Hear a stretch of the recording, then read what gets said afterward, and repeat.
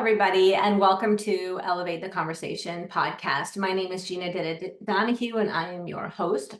And I have with me today my one and only Olivia Elliott, clinic manager, health coach, and partner extraordinaire. Thank you.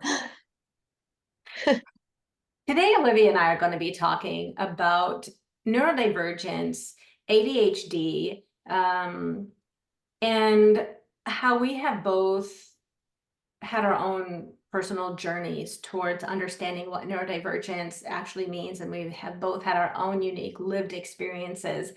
And through our conversations and the years we've spent getting to know each other and the years that we have spent working to get to know all of you, we feel that this is a topic that really needs to be brought to the forefront. Just in the last several new patient visits with women that I have had, we have talked about brain fog, which has sort of led into a conversation about lived experiences with what brain fog really means. And when I have shared some of my thinking challenges with my patients, it resonates so profoundly with them. And I thought maybe we better really delve into this topic a little bit more.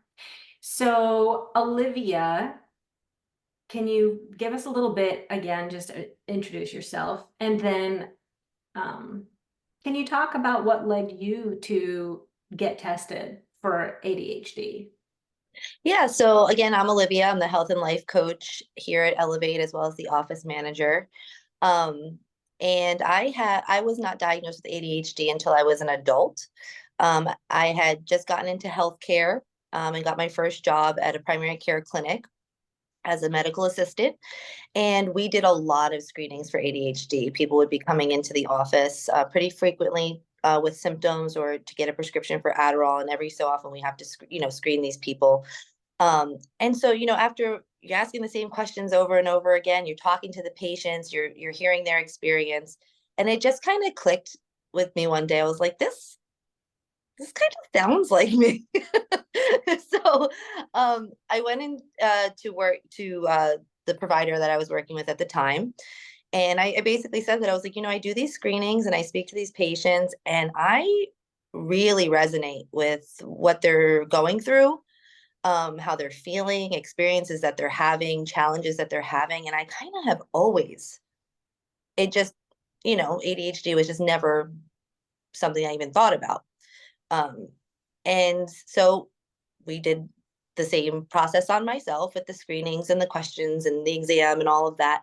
And he agreed. He's like, yep, it does sound like you are struggling with this as well.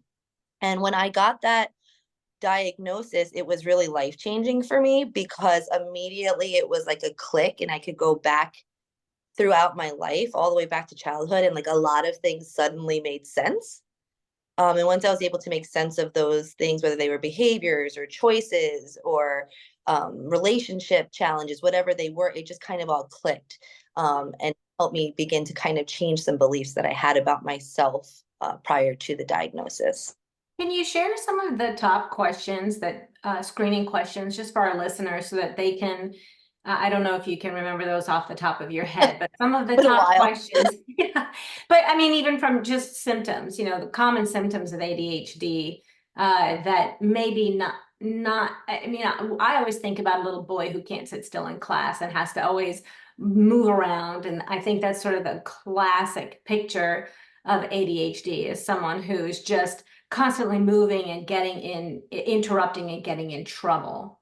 But that does not explain many people who have ADHD. What are some of the top symptoms? No, it definitely doesn't explain a lot of people out of ADHD, particularly girls and women, because we do exhibit the symptoms very differently from boys and men. But the first screening to see if you even need to go further is pretty straightforward. It's what you think it would be. Do you have trouble focusing? Do you have trouble staying on task? Do you have trouble getting organized? Do you have extreme mood swings? Do you find yourself very fatigued at the end of the day? do you have challenges in relationships or finishing, or with your job? Just very straightforward questions. And then based on how many boxes you're checking on that, you'll move into a more in-depth exam with the provider or get a I'm referral la- yes, to the provider. I'm laughing because I'm sorry, I didn't mean to interrupt you, which is an ADHD thing, is to interrupt people. Um, when you said, do you have trouble finishing things, or especially at your job? For me, there was a joke when I went home from college, my very first college semester break over Christmas time, I started a quilt. And my dad uh, placed a bet that I would not finish the quilt by the time I was done with college.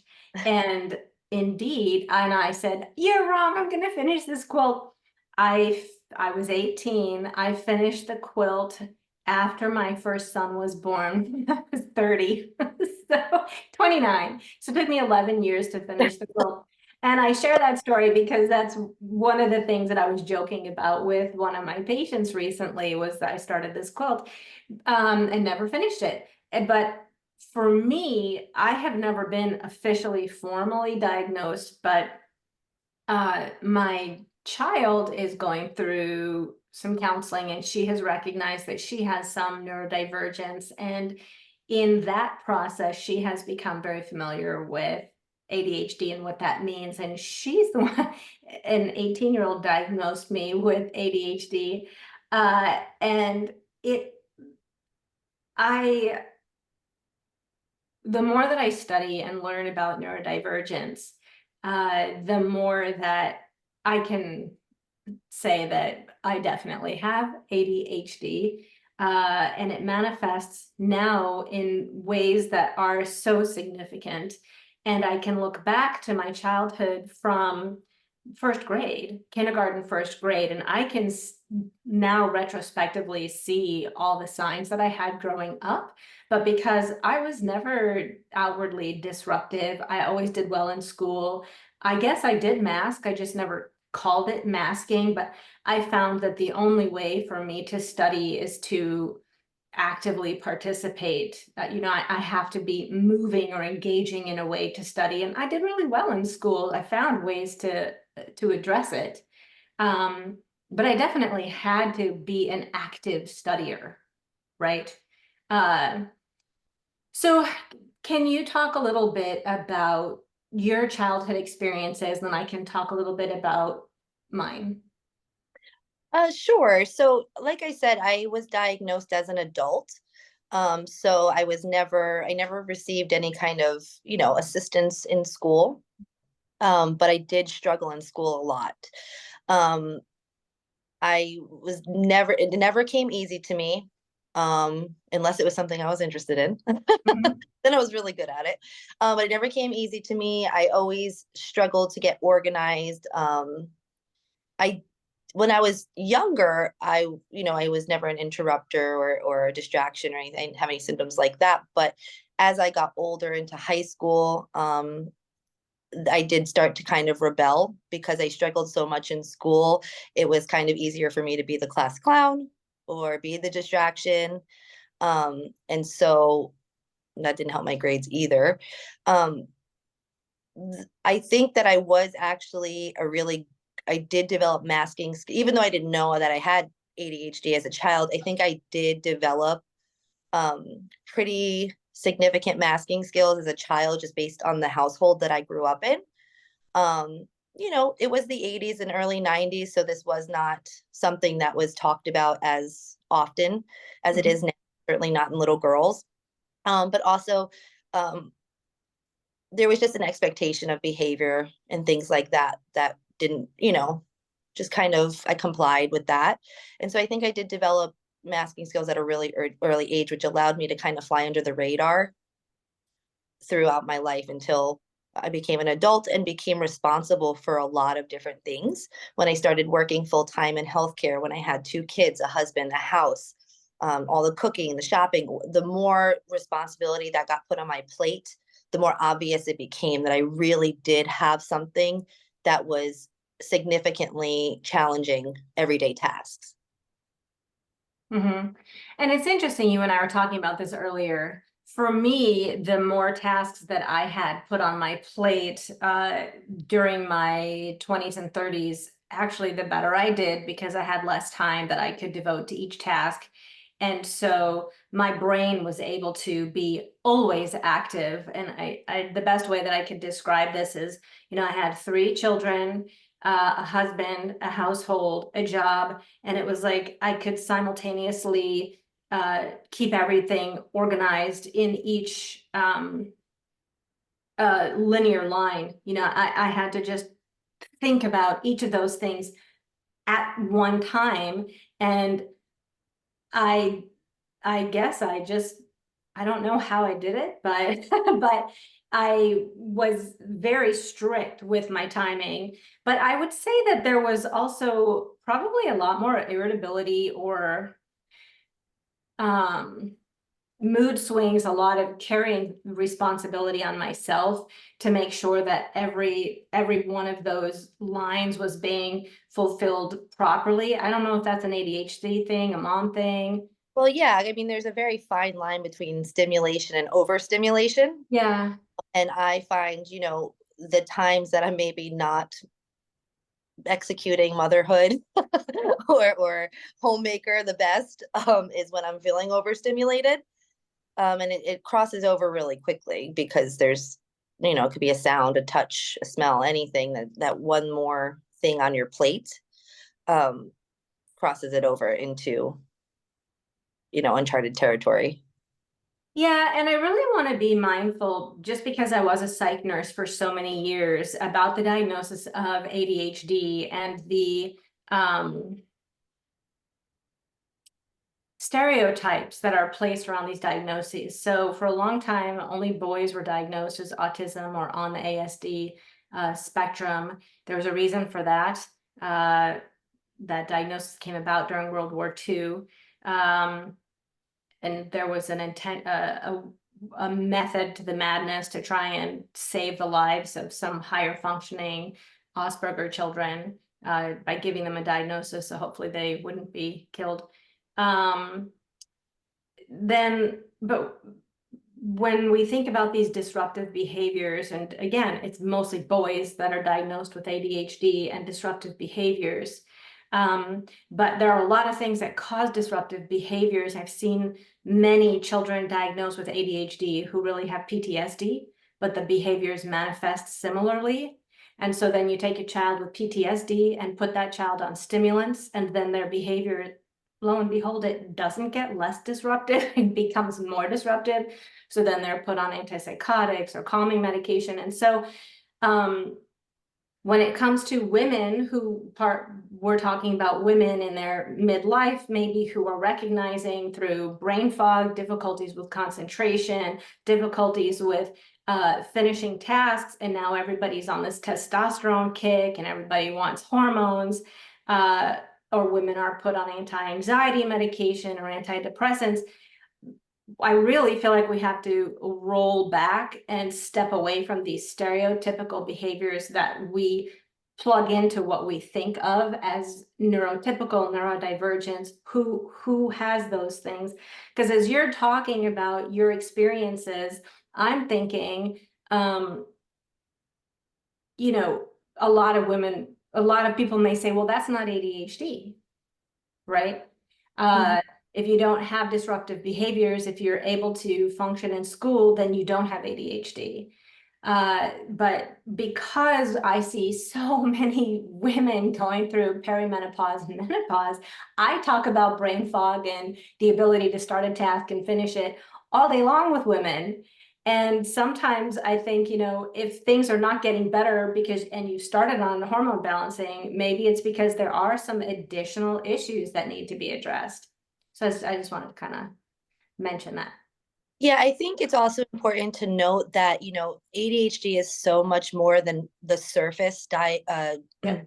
the surface definition of what we know of ADHD. Mm-hmm. Um, there is a lot of stuff under the iceberg, Mm-hmm. from regulation issues to depression, anxiety. There are really fun parts of being ADHD, I will say, that, you know, I would say makes me fun to be around, and even some superpowers, to be honest. But there is, for lack of a better word, like a dark side to it that does exacerbate the symptoms and make it hard to execute. Yes, and um, for me, part of what helped me recognize that I do have ADHD is, I have this impulsivity. When I have one thought, that thought will turn into multiple thoughts. It's like if I want to make one change, then all of a sudden that one change turns into an avalanche, and there's a cascade of changes or things that I want to do, and I'm super motivated, super interested, super excited about it. But then, that motivational, I wear myself out, and then the motivation will be gone. And I I didn't struggle with those kinds of challenges as a parent because the tasks are very clear parenting. Get this child here, get this child's homework done. In a way, I'm talking about being able to think about all these different things at once, but there was an imposed structure on my time. I wasn't If I wanted to fulfill all of my duties as a mother, a wife, a homeowner, and an employee, I had tasks that had to get done and they had a deadline. Once all of those things were removed, now I always wanted to have my own business, and now I'm a business owner and healthcare provider. And these last 3 years owning this business, I have struggled significantly personally trying to be a business owner, something that I know nothing about. I have never taken a business class in my life. I'm trying to be a business owner and be a healthcare provider. And the only person setting tasks for me is me thinking, well, I guess this is a benchmark. Maybe this is what you do as a business owner. And then I'm trying to figure out how to meet that benchmark. I don't really know. Again, I have known nothing about owning a business. I maybe shouldn't be putting this on a podcast. But I'm struggling to, this is where I really see there's no organizational structure other than what I create for myself. And so it's very easy to just not do the tasks that I put on myself. So I wonder how many women out there that are in their 30s, 40s, 50s, 60s are struggling with organizing their time, organizing their thoughts, getting their tasks completed, figuring out what tasks to do. You kind of reach this midlife where you finally have your time all to yourself to self-actualize. All those other responsibilities are gone. And then it's like, now what do I do? Yeah, I agree. And I think that, when you are lucky enough to know this about yourself earlier in life, you can learn those skills and those coping mechanisms and those ways of doing things that work for you. Um, so that when you have these big challenges, you already know how to execute. Mhm. So what are some strategies that you have implemented to help you stay a little bit more organized or on task or to address your ADHD? Well, I mean, first of all, self-care is so important. Taking the time to unwind at the end of the day and treat yourself, deep breathing, exercise, nutritious food, that is number one in helping with these symptoms. And when I'm not following that, there is a significant change in how I'm feeling and how I can execute things. Making lists really helps me. So if I have a to-do list, it helps me stay organized. Also, I get that dopamine hit, which, let's face it, ADHD is a dopamine deficiency of crossing something off. I'm very reward based, and I know this about myself. So even if it's the smallest thing, like, okay, I have 5 emails that I have to send. Once I send all 5 of them, then I can get up and go for a walk. Just these little wins for myself help keep me motivated throughout the day. I'm laughing because I have made so many lists, but I can't find them or I'm not interested in carrying them with me. I have bought so many pretty journals and pretty notebooks thinking, oh, it's so pretty, gonna keep it with me. I do the same thing, and I'm really bad with like losing my cell phone or my keys. I have done that so many times, left them in a grocery cart. So, we live in this technology world, which I'm so grateful for, that helps me keep track of all that. I mean, I have air tags on my keys, my watch is connected to my phone's connected to my key. I have like it helps me keep track of everything, but I know these things about myself. I know I'm going to misplace my keys. So I do put those systems in place so that it's not something I have to worry about all the time.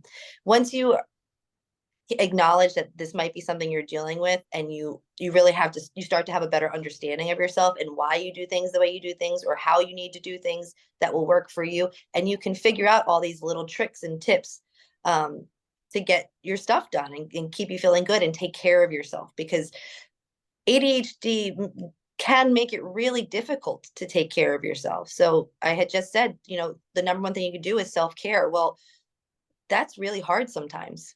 If you are depleted or an ADHD burnout, or feeling overstimulated or overwhelmed, or you've run out of dopamine, all of those things, it can make exercise or meal prepping or deep breathing really hard to do. So it's kind of a vicious cycle, but if you keep that on the forefront, then you'll be able to keep going. Yeah, and for me, one of the strategies that I do is I don't know how helpful this would be for everybody, but there's not a lot of times when I am doing one thing at a time because I get bored. I think that's one of the things that for me, I get bored very easily. I think I need a lot of stimulation all the time. So now I will meditate and I will find quiet time, but like if I'm in the kitchen, I am never only cooking. I will watch something on Netflix or I will make phone calls and talk to people. I just have my phone, so it's like a tiny little nice propped up in the I got one of bill. Yep. those. Or I'm listening to a lecture. I'll do learning. I learn best by moving. So I listen to a lot of webinars when I'm cooking. And that I may pull out my computer and set my laptop on top of my toaster oven so that I can listen to a lecture.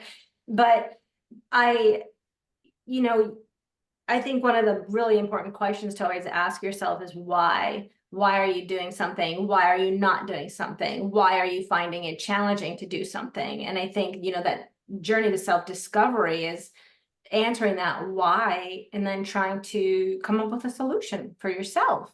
The root cause? Is that what you're talking Oh yeah, the root cause. about? Kind of what we do. Uh-huh.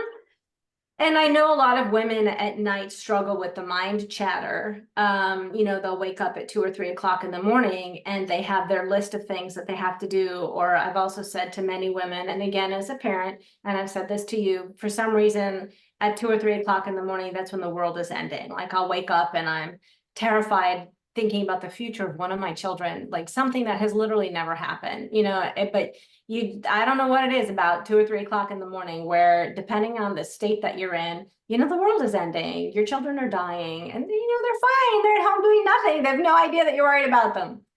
But I know that for me, one of my really important strategies to be able to sleep well at night has been to make lists. And my child has been really my child will sit down with a pen and paper now and say, okay, mom, what are you working on? What did you do today? And she'll write out everything that I've done. And then she'll check off the things. And she says, now look at you said it's 10 o'clock and you haven't done anything. And look at all the things you've done so far. Meanwhile, I'm still in my pajamas, but she's like, you got up, you did this, you did that, you've had the and she goes through everything. She's like, you've done a lot by 10 o'clock. So check it all off and give yourself credit.